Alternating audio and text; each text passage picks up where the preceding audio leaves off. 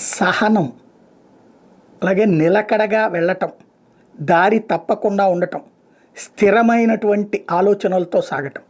ఇది భారతీయ జనతా పార్టీ సంస్థాగత నిర్మాణంలో ఉన్న ప్రత్యేకం. ఆర్ఎస్ఎస్ నుండి వచ్చినటువంటి సంస్థ కావడంతో ఆవేశపూరితంగా కాకుండా ఆలోచనాపూరితంగా వెళ్ళడం అన్నది దానికి అలవాటు.